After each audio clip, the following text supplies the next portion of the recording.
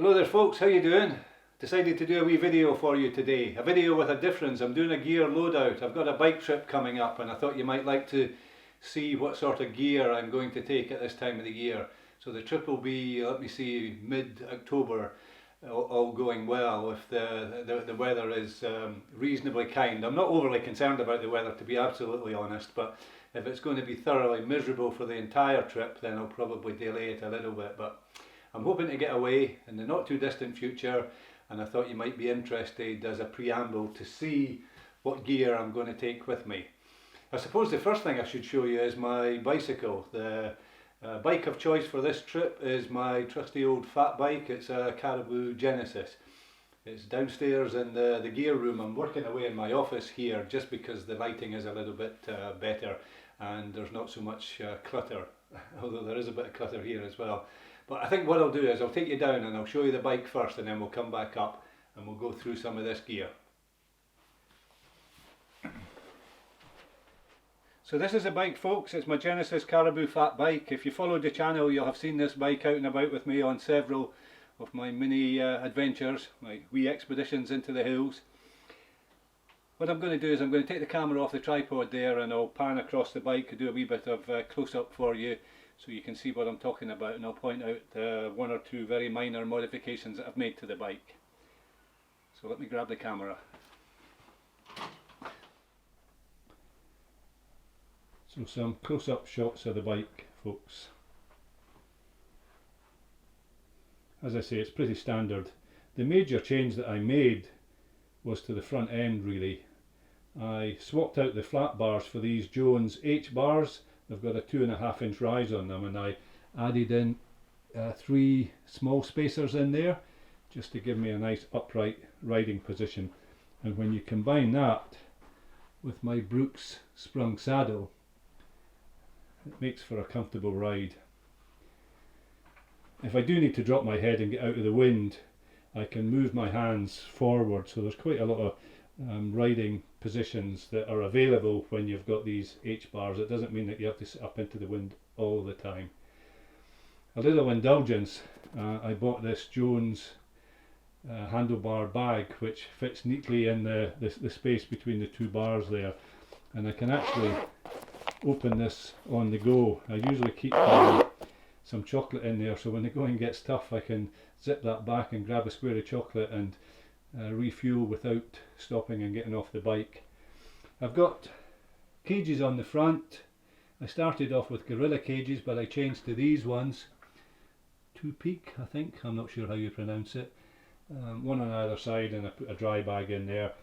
I've got a couple of bottle cages, cheap and cheerful ones that are quite springy, so they're steel and I can bend them to suit all sorts of different bottles.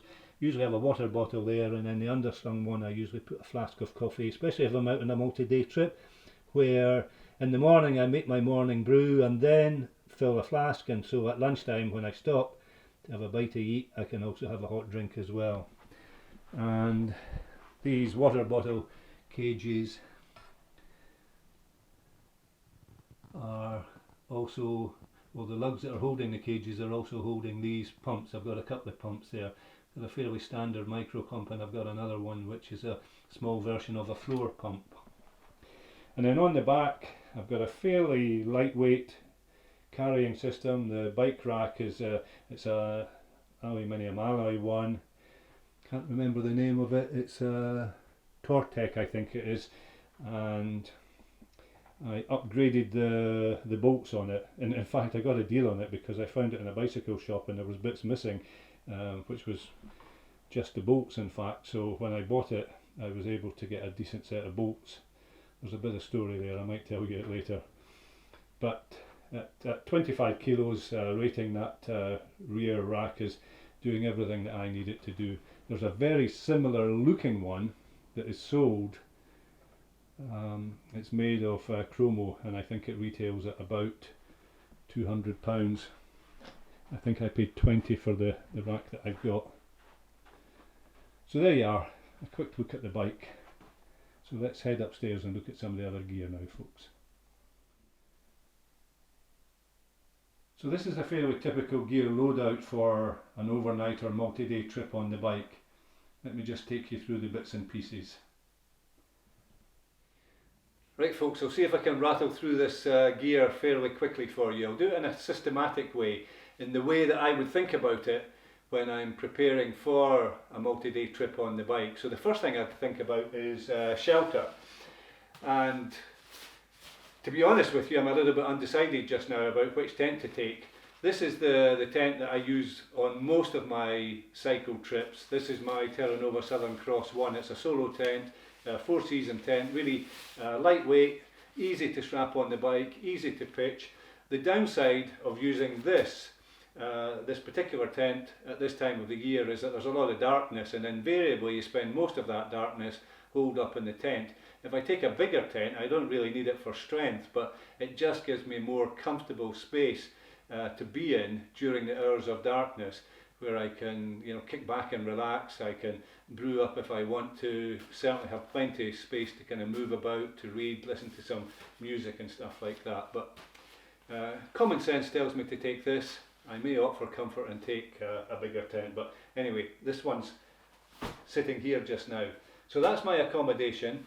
I usually combine that with, I don't actually carry a footprint for any of my tents. I have this old ground sheet, which it's got to be one of my oldest pieces of equipment. I bought it from the Army and Navy stores. I think I was probably about 13 or 14 years old when I bought this, and it can go underneath the tent, but I also I can slip it under after the tent is erected. And what I can do while I'm around camp is I can lay it out and I can put my gear on it, I can sit on it. It's a clean, dry space to sit on, and it's also very useful if I get any bike breakdowns where I've got small parts. If I lay this out and then anchor it down with a few rocks so it doesn't blow in the wind, then I can put the little fiddly bits and pieces on here if I'm working on the bike. So my ground sheet, which goes in conjunction with the accommodation, really. Then my sleep system. So I'm fairly sure that I'm still in the season where I can use a lighter weight bag. Now this bag is actually rated down to, I think, about -5, so I sleep cold, so a -5 rating, it seems more than enough for this time of the year, but I do get quite cold when I'm sleeping, so in the not too distant future I'll have to break out a warmer sleeping bag. But I think for this trip that'll probably do. And I combine that with a THERMAREST Neo Air. So this is a Tundra Pure and Dry. It's a waterproof sleeping bag inside a waterproof bag. And this waterproof bag will go inside another waterproof bag, so I don't take any chances with my sleep system. And then THERMAREST Neo Air, and there's a little, I think it's a C2 Summit inflatable pillow in there as well. So that's my sleep system. Usually, if I'm in the balance about the weight of sleeping bag to take, I opt for the lighter one, and then I throw in this. So this is it's a thermal layer. It's a down jacket, but it packs away into a really small space. And what I can do is I can wear that next to my skin in the sleeping bag, and it just gives me that little bit of extra down around my body, which lofts up and keeps me warm in the night. And I find using this in conjunction with the sleeping bag doesn't interfere with the performance of the sleeping bag. With down sleeping bags, if you put too many clothes on, then you prevent your body heat lofting the feathers, and the sleeping bag just doesn't work quite as well. But this seems to be okay used in conjunction with my down sleeping bag. So that's my accommodation, that's my sleep system. The next thing is my cook system. So mostly, if I can get it, I use the winterized gas. I never know how it goes, but it's the ratio between propane and butane that I think creates the winterization. So at lower temperatures, one burns better than the other. So this is winterized gas. On a multi-day trip, I might take 2 cylinders. Usually I'll take a new one and a part-used one, but actually I've got 2 new ones for this trip. And then a pocket rocket stove, and they're so light that I'll probably take a backup, and the backup just makes things a little bit more comfortable if I want to cook and make a cup of tea at the same time. I can have 2 stoves on the go, although in fact I seldom do that. Then I've got my titanium cook system. It's a pot, a kettle and a cup, and there is fire steel in there and some cigarette lighters and a spork, and that's all that's in there really. So it's super light. On this trip I'm going to opt for a different type of food, a different cuisine, and so I may strip my cook system down to just a cup and a kettle and not bother taking any pots at all. I'll come back to that in a minute. Then I need something for water, so I have a water bottle on the bike, but I also carry this, and the reason I carry this is after dark I don't want to be tootling backwards and forwards to the stream to get water, so I'll just fill everything up before it gets dark, and I'll have a few litres of water kicking around camp, and enough to cook my dinner, make a brew, and then have a drink in the night if I need it. So that's a 1 litre water bottle. I'll take my BEFREE, my Catadin water filter with me, and I keep that handy when I'm cycling. So I'll have a small bottle of water. I think it might be a litre that I've got on the bike. It might be less than that. I think it's a 0.75 bottle that I strap to the bike. If I need more water, I simply stop by a stream, fill this up, and then squeeze it out into my water bottle, or I can squeeze it straight into my mouth. I can drink directly from this, so saves waiting on Puri tabs or anything like that to work. So a little Catadin filter. Right, shall I move on to food? I'll cover food really quickly. I'm going to try these expedition meals, folks, so I'm going to try freeze-dried food this time. I've messed about with this stuff over the last 20 years or so and had limited success with it. I'm not very keen on it. However, when I was out on that canoe trip that I made across Loch Ba, and then we had a shore lunch and the lads were fishing, Ian, who was on that trip with me, suggested that I have another go with these things and try the Expedition Foods one. So I bought a few of them, I've eaten some at home, and they're quite palatable and they seem to be quite filling. They're also high energy, so this is a high energy serving of macaroni cheese. It has 800 kilocalories in it. So what I'm going to do is I'm going to give these a go.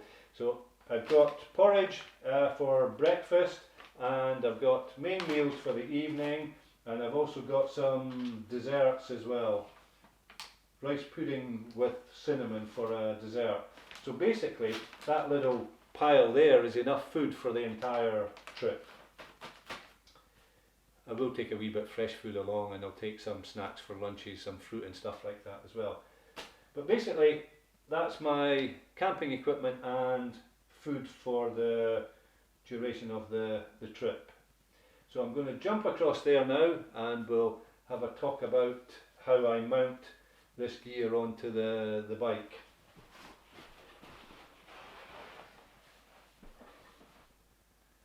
Well, maybe before I do that I should talk about some spares.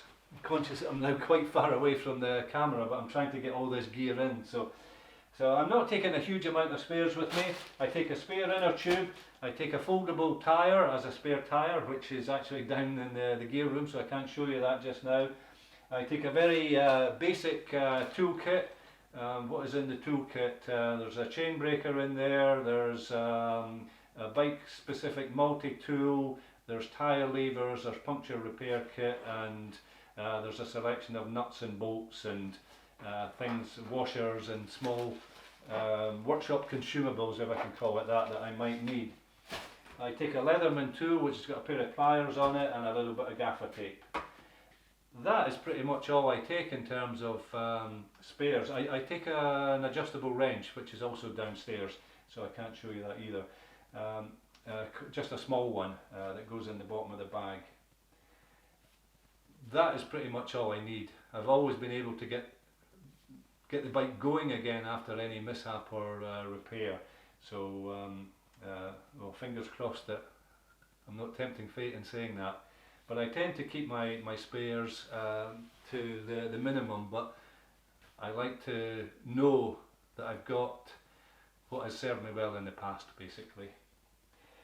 The filming, I can pretty much get my camera, this bag is more or less empty just now because I'm going to take the camera that I'm filming with. That goes in there, the two GoPros go on the top, the microphone also goes in there. I've got some spare memory cards. I take 3 batteries for my camera. I'm filming with a Canon M50 on a fairly standard lens. I've got some bigger lenses. I actually got 2 bodies for the M50, but I'm only going to take one with me. And that suffices for most of the higher quality footage, but the GoPro really comes into its own for filming on the hoof, and also if the weather gets bad. You can get the equivalent of the Canon M50 in a waterproof version, but boy is it expensive, so I don't have one. So that's the camera gear there. Because I rely heavily on the GoPros when the weather gets bad, I need the ability to recharge them, so I take a fairly hefty power bank and the cables. The cables just go in here. I also need a tripod, so I've got the camera mounted on a lightweight tripod just now. This is a medium weight tripod. I'll take this. I've tried filming with a lightweight tripod when I'm out and about, and it just doesn't work. These things have a hook on the bottom of them, and I can put some weight in there to reduce the risk of it getting blown over. But the lightweight tripod, even with some weight on the bottom, it always seems to shake and sugar, and it's not ideal. So this weight of tripod should suffice. What else? Navigation. I'll take my maybe before navigation, I have a possibles pouch, so everything that you could possibly need. So there's a first aid kit in there, there's a tiny little torch, there's a waterproof notebook and pencil, there's spare batteries, and actually I've got my GPS in there. So that leads me into navigation. And so I use the Land Ranger series Ordnance Survey maps and a compass. I'm a traditionalist. I will carry a telephone with me, and my phone does have a basic version of the OS maps on it. I think I've maybe looked at that once or twice in my outings, and it's only when I've been local here and I'm deep in the woods somewhere and I'm wondering exactly where I am that I've ever switched it on. I've never actually used the telephone for navigation on any of my trips. So map, compass and GPS will serve me well. The trip that I'm thinking about doing is over fairly familiar ground, and quite often when I'm out and about I really enjoy testing my memory and my knowledge of the hills by not using any navigational equipment until I'm well and truly lost, and then I'll break out the GPS and I'll get a grid ref, and then I'll have a look at the map to see where I am. But mostly, if I can, I like to kind of make it up as I go along by reading the land and getting a feel for where I am. You need a little bit of confidence and plenty of time on your hands if you're going to adopt that approach, but it can be a whole load of fun. Just be careful if you decide to do that you don't get yourself well and truly turned around and get into trouble. Anyway, moving on, I'm going to talk a little bit about luggage now. So I'm a traditionalist when it comes to loading up my bike. I have had a look at the bike packing gear over the years, but not particularly interested in it. Much prefer my panniers. So I've got 2 ORTLIEB rear panniers, which will go on the rear rack that we saw a wee while ago. These are the classic ones, and really high capacity and strong. Although that's my second set, and my second set on, I think, the first or second outing were damaged. I hit a rock and I managed to put a hole in them. My first set of ORTLIEB served me for, I don't know, I'm going to say 30 years, but maybe not as much as that. It could have been 20 years that I had my first set, and they eventually kind of became a bit threadbare, but in all that time I never knew them to develop a hole. anyway, I've repaired that the hole in that one, and just a bit of bad luck, I think. I don't think it's a reflection on build quality. The map case that I'm using is also an ORTLIEB. I'm not sponsored by them, by the way. It just so happens that I've got quite a lot of their gear. So two classic rear panniers, and then I've got an ORTLIEB rack pack here with a spare pair of socks in, apparently from one of my other trips. Didn't know they were in there. So that's the rack pack, and the panniers and the rack pack all clip together to form a system. On the front I've got ORTLIEB dry bags. I might use, these are fairly large ones, because I'm thinking maybe of taking my bigger tent, and I'm thinking maybe I'll get it on the front forks, but in all probability I'll reduce these down to something a little bit smaller and more manageable for the front forks. Certainly, often when I take the tent on the front, I don't even bother with a dry bag for it. If I do use a dry bag in conjunction with the tent, it's not to keep the tent dry, it's to protect it. It's to give it an extra layer against any potential damage, because I don't want to rip my tent. So that's on the rear of the bike, two dry bags on the front, and then across the bars I have this really cheap and cheerful B-twin, I don't know what you would call it, top bar bag, and that just sits, handlebars are here, it just sits there. I can pop my GPS in if I need to navigate on the go, and you can see that there's some nuts and bolts in there. There's a couple of self-adhesive puncture patches in there. I keep my toiletries in there, and then one or two things that I might need as the day progresses on that side. Quite often I put the BEFREE water bottle in there so that I can just kind of drink as I go and not worry too much about taking water off the bicycle. So if I pass a nice bubbling stream, I might just stop and grab my BEFREE, have a drink of water, and then pop it back in there. So that sits really quite handy and comfortable there. I always have loads of straps and things to attach, especially things like the tripod and so on, attach them to the bike, but you can also use them for running repairs as well. So a selection of them, and then I have a water bottle in the top cage, and then I have my flask of hot coffee or tea in the bottom cage. And then the thing that usually results in one or two comments or questions is this. So I carry a rucksack when I'm cycling on these cross-country trips, and I don't do that out of choice. It's not the most comfortable thing to do, to be absolutely honest. However, it's the best way that I found to carry my camera gear in such a way that the cameras don't get damaged. Shuttling the cameras around on the bicycle in these bags is just simply not good for them, and repairs can be pretty expensive. So I found, this is a bag that I use for my canoeing and pack crafting, a little seat pad there. I just pop that in there, it gives me a little bit of padding. What I tend to do is, if I've got a thermal layer, a warm layer, I'll put it on in the morning till I get going, then I'll take it off and I'll put it in here, and I'll add to the padding, and then the cameras can go in here, and I can roll that up. The cameras are safe and dry, and because I'm carrying this, invariably I might just throw my lunch in there as well, so when I get off the bike to have a bit of lunch or to do a bit of filming, I don't have to open up any of the bags on the bike. And that's my preference. When I've got everything cinched down and I head off in the morning, my preference is to only ever open that bag and not to open any of these other bags. In terms of where this gear goes, I've already mentioned that if I take my small tent, it goes on the front forks. Usually my waterproof gear will go in a dry bag. The only bag that I haven't mentioned, this one, it's actually just full of air just now. That's where I keep my waterproof trousers and jacket. I may use this bag, or I may use one of the bigger bags.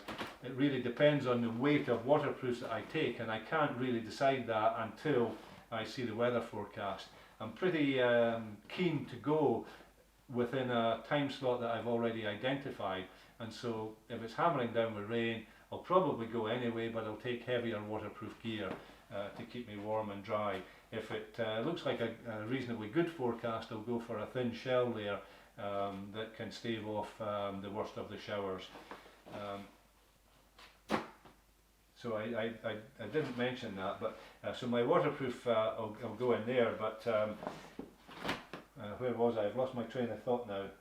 Yes, the packing system, that's what I was going to talk about. So the tent on the front forks, the waterproofs on the other side, and then I've got all this other gear to put away. What I would tend to do is to put all the camping gear into one of the bike bags, and all the bike spares and repairs, which although there's not many of them, they are quite heavy, they'll go in the bottom of the other one, and then the cook stuff and the food will go on the top. So at any given time I know where everything is on the bike. My sleep system always goes into this rack bag. So the sleep system goes in there, and any heavy thermal layer, so if I'm going out at this time of the year, I'll probably have quite a warm jacket. I might actually take my Swan Dry, which is it's a wool jacket, but it's like a shirt really, but it's quite heavy, and it's also got a waterproof lining in it, so I can use it if it gets showery. But what I try to do is I try to keep that thermal layer dry, and so during the day when I'm working hard, I don't need it, it can just go in here, and I might have a little bit of spare clothing which will also go in here. So this bag has got my sleep system, and it's got my warmest clothes that all need to be kept dry, and everything is generally speaking it's all double bagged, so that's all in dry bags. It goes in here, and this itself is a waterproof bag, and that just clips on the rack. So I'm exhausted. Is that everything? There's a lamp charging here. I'll just talk very briefly about that, then I'll wind this wee video up.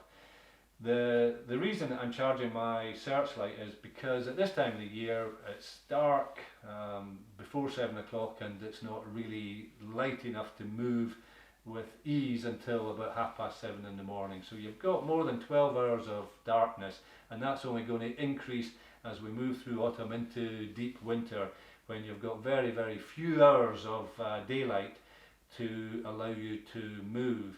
And to be locked in one location for such an extended period could be quite dangerous in the hills. So I do carry a decent head torch, and in theory my head torch would allow me to move. It would certainly allow me to walk over even fairly challenging terrain, because it's a decent bit of kit. But on the bike, when I'm moving a little bit faster, the head torch, I don't think cuts it. And the bicycle lamps, I know they're getting better and better, but for me there's nothing beats a powerful searchlight. So what I can do, and it's got different settings on it, what I can do is even on the most powerful setting, I can read everything, and I can use it to cover the difficult terrain, but then when I get to easier terrain I can reduce the setting on it. So I reckon that it's good for about 5 hours, and my head torch, I actually am still a traditionalist with my head torch. I use a battery powered one rather than a rechargeable one when I'm out and about, and so I carry spare batteries, and I reckon I could travel all night if I had to in darkness with the artificial light that I carry. Anyway, that's something that's very personal. I don't like to feel that I'm in the middle of the hills in darkness and unable to move until daylight comes in. I like to have the ability to move if I need to do so. Right, I said that I would wind the video up after talking about my searchlight, so I think I'll do that. Well, thank you for tuning in, folks, and In truth, I'm not sure whether I'm going to show this video before or after the trip. I suppose it would be better to show it before the trip and then you can see all the gear in action. I'll probably do that.